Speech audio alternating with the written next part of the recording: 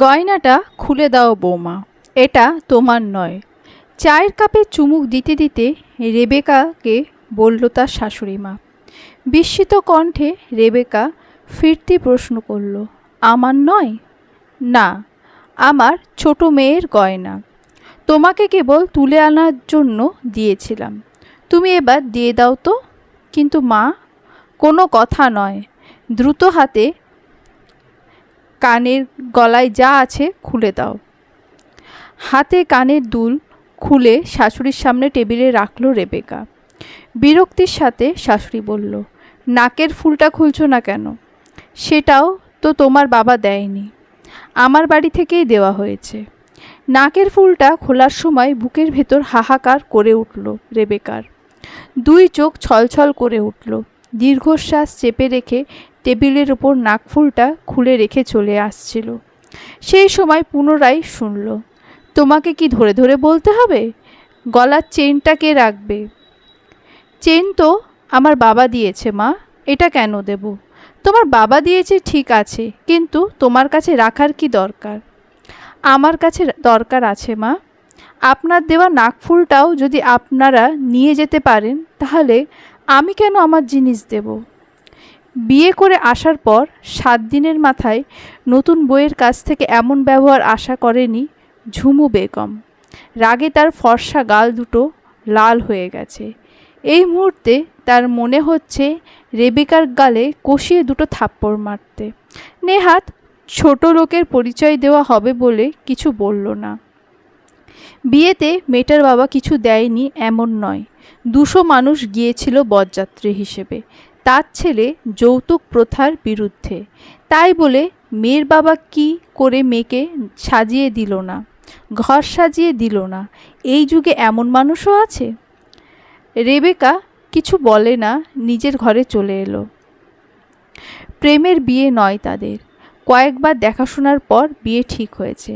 বিয়ের আগে যখন সুমনের সাথে আলাপ হলো, তখন দেখেছে সুমন মানুষ হিসেবে ভালো। আজ সকাল অবধিও তার মনে হচ্ছিল সে ভালো পরিবার পেল, অথচ আজ এক মুহূর্তে সব বদলে গেল। সুমন চাকরিসূত্রে শহরের বাইরে থাকে, গতকাল রাতেই ফিরেছে নিজ কর্মস্থলে। আর আজকে এমন ব্যবহার পেল রেবেকা। গুমড়ে উঠল নিজের ভেতরে রেবেকা। এই কথা সে কাকে বলবে? সুমনকে? যদি সে ভুল বোঝে, বাবাকে বললে বাবা নিজে থেকে এসে তাকে নিয়ে যাবে, না হয় গয়না পাঠাবে।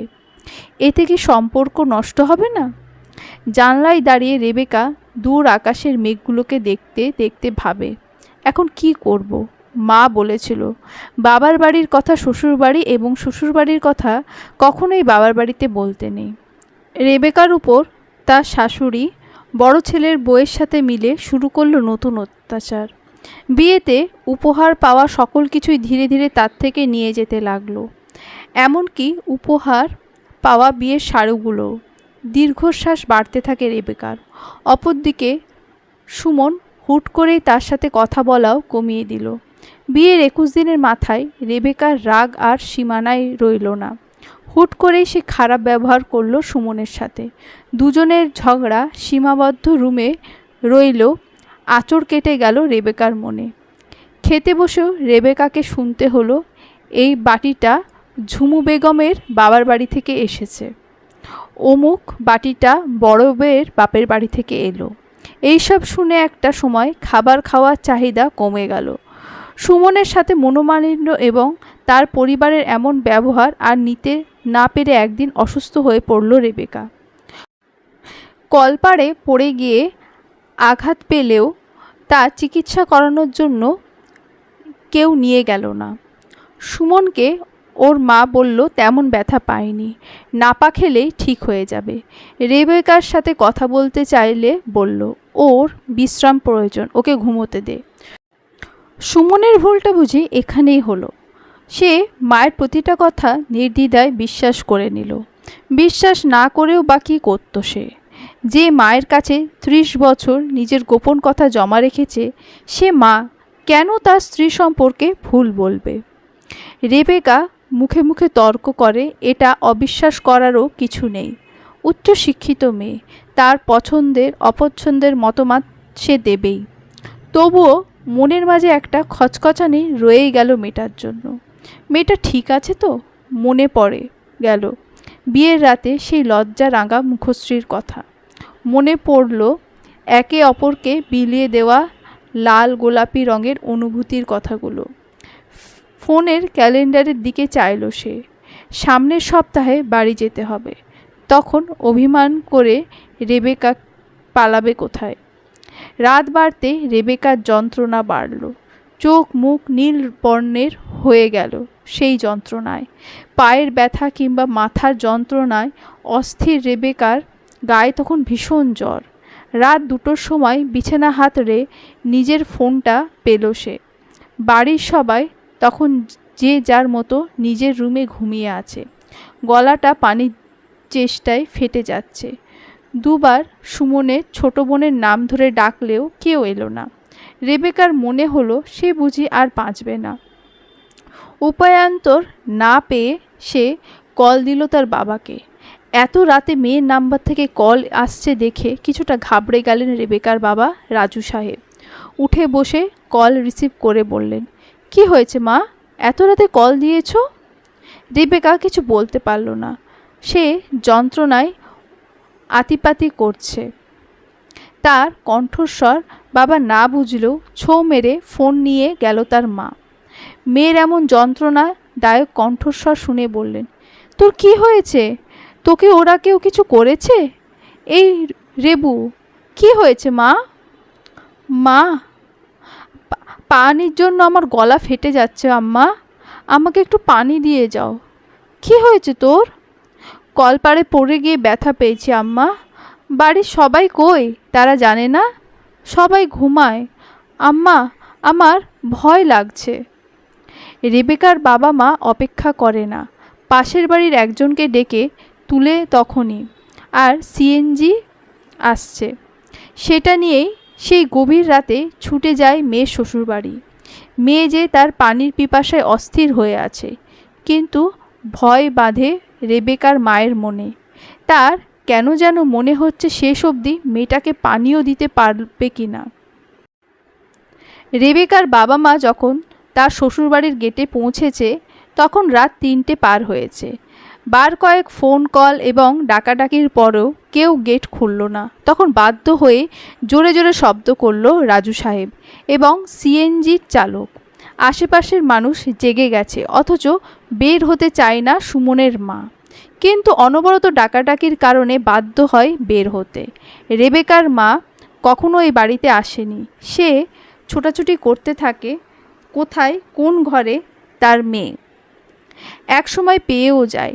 রেবেকা তখন জ্বরে কাহিল হয়ে অনবরত গোঙাচ্ছে, পা ফুলে গেছে। মেয়ের মাথার নিচে হাত দিতেই আঁতকে উঠল ওর মা, কারণ স্পষ্ট বোঝা যাচ্ছে রক্ত জমাট ভেঙে দিয়ে গেছে যে। সুমনের মা তখন ব্যস্ত সবাইকে থামাতে, উচ্চবাচ্য করতেও পিছপা হয় না। কেবল রেবেকার মা তার স্বামীকে বলল, রেবুর বাবা, মেয়েকে কি মারতে চান? না চাইলে এক্ষুনি হসপিটালে নিয়ে চলেন। কি হয়েছে ওর? ও ঠিক আছে? কিচ্ছু ঠিক নেই, ওর পা ফুলে গেছে, আপনি দেখছেন না? ওর শরীরে জ্বর, মাথার নিচে রক্ত। আবোল তাবোল বলতে থাকে রেবেকার মা। বুদ্ধি করে এই মুহূর্তে পাড়া প্রতিবেশীদের মাঝে একজন ধরে তুলে দেয় সিএনজিতে। এককালে লাল শাড়ি পরে রঙিন স্বপ্ন নিয়ে আসা মেয়েটা আজ রক্তাক্ত অবস্থায় ফিরে যাচ্ছে বাবা মায়ের সাথে। রেবেকাকে নিয়ে যখন হাসপাতালে পৌঁছেছে তখন পুরো শহর যেন ঘুমিয়ে। কর্তব্যরত ডাক্তার তাকে দেখে ভীষণ বকাবকি করলেন। পায়ের হাড় ভেঙে গেছে মেয়েটার, যত দ্রুত সম্ভব অস্ত্রোপচার করতে হবে। ভয়ে সিটিয়ে গেলেন রেবেকার মা বাবা। কাঁদতে কাঁদতে কল করলেন তাদের ছেলেদের। রেবেকার 2 ভাই চাকরি সূত্রে শহরের বাইরে থাকে। বোনের এমন অবস্থা পেয়ে এক মুহূর্ত অপেক্ষা করল না। নিজ নিজ স্ত্রীকে বললেন সকাল হলে সন্তান নিয়ে চলে যেতে তাদের গ্রামের বাড়ি। 2 ভাই ফোনে কথা বলে আজানের পূর্বেই মোটরসাইকেল নিয়ে ছুটলেন বোনের কাছে। ব্যথানাশক দেওয়ার পর রেবেকা ঘুমোলো। তার 2 চোখে যেন ঘুমের রাজ্য নেমে এসেছে। ঘুম ভাঙল ভাইদের কথায়। আজকেই অপারেশন করতে হবে। ছোট ভাই সবার জন্য নাস্তা আনতে গেল, বড় ভাই গেলেন ব্যাংকে টাকা তুলতে। এমন সময় একটা বারের জন্য সুমনকে কল দেওয়া হয়নি। রেবেকার মনে পড়ল তার কথা, কিন্তু ছোট ভাইয়ের রাগ অনেক। একটা বার যদি রেগে যান তাহলে সুমনকে আঘাত করতেও চিন্তা করবে না। অপারেশনের পূর্বে ছোট ভাই এসে তার পাশে বসলো। ও বাড়িতে তোর এত অবহেলা কেন বলিসনি আমাদের? রেবেকা চমকে যায় ভাইয়ের কণ্ঠস্বর শুনে। তার দুই চোখে ভয় দেখা যায়। ভাঙা গলায় বলে ওঠে, সুমন খুব ভালো ছেলে ভাইয়া, ওর কোনো দোষ নেই। দোষ নেই? তবে এখনও কেন এলো না? ও কি জানে? রেবেকা নিজেই প্রশ্নটা করে থেমে গেছে। সত্যি তো, সুমন কি জানে তার স্ত্রী হাসপাতালে? কিন্তু চিন্তা করার সময় নেই এখন। তাকে নিয়ে যাওয়া হয় অপারেশন থিয়েটারে। পায়ের হাড় যে জায়গাচ্যুত হয়ে গেছে। পুরো রাত এপাশ ওপাশ করেও ঘুম হয়নি সুমনের। মায়ের থেকে গতকাল শুনেছিল রেবেকা অসুস্থ, কিন্তু কতটা কি হয়েছে তা জানার জন্য যতবার কল দিয়েছে ততবার বড় ভাবি রিসিভ করেছে, জানিয়েছে রেবেকা ঘুমোচ্ছে। কিন্তু এতটা ঘুম কিসের মেয়ের? রেবেকার ঘুম ভীষণ হালকা। সামান্য ডাক কিংবা স্পর্শে তার ঘুম ভেঙে যায়। সেই মেয়েটা ফোনের শব্দও জেগে উঠছে না। সকাল 7টা বাজতে না বাজতেই অফিস যাওয়ার জন্য তৈরি হচ্ছিল সে। 9টার সময় অফিস পৌঁছে নিজের মনকে আর মানাতে পারল না। ছুটি নিয়ে চলে গেল বাড়ির উদ্দেশ্যে। বাড়ি পৌঁছানোর পূর্বে বার কল দিল রেবেকার ফোনে, কিন্তু অপর পাশ থেকে কেউ কল রিসিভ করলো না। বাড়ির সামনে বাইক থামিয়ে ভেতরে প্রবেশ করে মাকে ডাক দিল। তুই আমাকে আর মা বলে ডাকিস না সুমন, যদি ওই বউ আনিস তো। বউ আনিস তো মানে? রেবেকা কোথায়? তুমি না গতকাল বললে ও একটু অসুস্থ, কোথায় ও? কাল কলপারে আছড়ে পড়ে একটু ব্যথা পেয়েছিল, এটাই আর কি এমন? কিন্তু তুই জানিস কাল রাত 3টের দিকে ওর বাপ মা এসেছিল, সেই রাতে ওকে নিয়ে গেছে। সুমন জুতোর ফিতা মাত্রই খুলতে বসেছিল, কিন্তু মায়ের কথা শুনে দ্রুত বেরিয়ে গেল। প্রথমে কল দিল রেবেকার ফোনে, কিন্তু ফোন বন্ধ। রেবেকার বাবার ফোনে কল দিয়েও লাভ হলো না। শেষমেশ শাশুড়ি মায়ের নাম্বারে কল দিয়ে খবর পেল তারা কোন হসপিটালে আছে। হসপিটালের ঠিকানা নিয়ে দ্রুত সেখানে পৌঁছে গেল সে। রেবেকাকে অপারেশন থিয়েটারে থেকে ততক্ষণে বের করা হয়েছে। পায়ে রড পরানো হয়েছে তার। প্রচণ্ড যন্ত্রণায় তার মুখশ্রী যেন নীলবর্ণ ধারণ হয়েছে। সুমন কিছু বলল না। যখন তার দুই সুমন্ধি তাকে নানা কথা শোনালো। ছোট ভাই তো সরাসরি ডিভোর্সের কথা বলতো একবারও চিন্তা করলো না। সুমন মাথা নিচু করে কেবল শুনে গেল। বেলা গড়িয়ে দুপুর হলে রেবেকার বাবা মাকে নিয়ে তার বড় ভাই বাড়ি গেল। ভদ্রলোক সুমনকে বিশ্বাস করে। তাছাড়া স্বামী স্ত্রীর মাঝে বোঝাপড়ার ব্যাপারটা তো আছে। ছোট ভাইকে চোখ রাঙিয়ে যেতে ভুললেন না। সুমন অপেক্ষা করল তাদের চলে যাওয়া পর্যন্ত। কেবিন ফাঁকা হলেই কান্নায় ভেঙে পড়ল সে। তার দুই চোখে পানি যেন আজ বান ছাড়া হয়েছে। রেবেকা চোখ মেলে তাকিয়ে দেখল তার ব্যক্তিগত পুরুষ কাঁদছে। পুরুষের কান্না এত সুন্দর কেন হয় যখন সে প্রিয় মানুষের জন্য কাঁদে? ক্যানেলযুক্ত হাত দিয়ে রেবেকা স্পর্শ করে সুমনের হাত। সেই হাতটা মুষ্টিবদ্ধ করে নিজের কপালে ঠেকিয়ে ফুপিয়ে ফুপিয়ে কাঁদতে লাগলো সুমন। আমায় মাফ করে দিও, আমি তোমার খেয়াল রাখতে পারিনি। তেমন কিছুই না, ঠিক হয়ে যাব। কিন্তু একটা কথা বলতে চাইছি, আমি এই কয়েকদিন আমার বাবার বাড়িতে থাকতে চাই। সুমন হ্যাঁ বা না কিছুই বলল না, কেবল স্ত্রীর দিকে নিষ্পলক তাকিয়ে রইল। হাসপাতাল থেকে ছাড়া পাওয়ার পর রেবেকাকে তার বাবার বাড়িতে নেওয়া হলো। এই সময়টা সুমন হাসপাতাল থেকেই অফিস করেছে। বাড়ি ফেরার 5 দিন পর সুমনের মা এসে হাজির হলো রেবেকাদের বাড়িতে। সেদিন ছুটির দিন ছিল। সুমন নিজে হাতে ডাব কেটে এগিয়ে দিচ্ছিল রেবেকার দিকে। ঘর জামাই হয়ে গেলি শেষ পর্যন্ত? ঘর জামাই কেন হতে যাব মা? তাহলে বাড়ি আসিস না কেন? এখান থেকে অফিস করছিস, বাজারে যাচ্ছিস, অথচ বাড়ি গিয়ে একটা বার মায়ের সাথে দেখা করতে পারছিস না? সুমন মায়ের দিকে তাকায়। হতাশায় ছেয়ে গেছে তার অন্তর। রেবেকা বাবার বাড়িতে রাতে কেবল কয়েক ঘন্টা থাকার সুযোগ পায় সে। 7টায় বের হয়ে অফিস করে, আবার ফিরতে ফিরতে রাত 8টা বেজে যায়। এখানে আসার একটা মাত্র কারণ হচ্ছে এই অসুস্থ সময়ে রেবেকা যেন একটু স্বস্তি পায়। তার শ্বশুর শাশুড়ি দুজনেই বয়স্ক। সারা দিনে রেবেকার দেখাশোনার জন্য একজন মেয়েকে ঠিক করা হয়েছে, কিন্তু রাতের বেলায় বয়স্ক দুজনের কষ্ট হবে ভেবে সুমন এই সিদ্ধান্ত নিয়েছে। ক্লান্তিকে সায় দিচ্ছে না, অথচ তার মা উল্টো বুঝে বসে রইল। মা, রেবেকার যে ব্যথা পেয়েছিল আমাকে কেন বলনি? একটু ব্যথায় কি হয়? একটু ব্যথায় কি হয়? মাথার পেছনে 3টে সেলাই আর পায়ে রড লাগাতে হয়েছে ওকে। এত কেন বিরক্ত তুমি? সুমনের মা কিছু বলল না, যেমন এসেছিল তেমন ফিরে গেল। বেয়াই বেয়ানের শত অনুরোধ রাখল না, যাওয়ার সময় বলে গেল নিশ্চয়ই তার ছেলেকে জাদুটনা করা হয়েছে।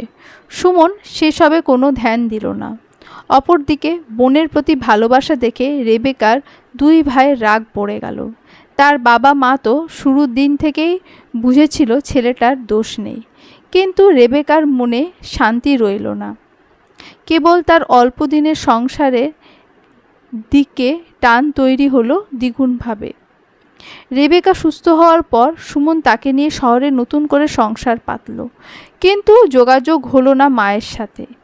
একদিন জানতে পারে মায়ের আদরের বড় বউ, যে তার বাবার বাড়ি থেকে এত এত জিনিস নিয়ে এসেছিল, স্বামী বিদেশ থেকে আসার পর সে পৃথক হয়ে গেছে।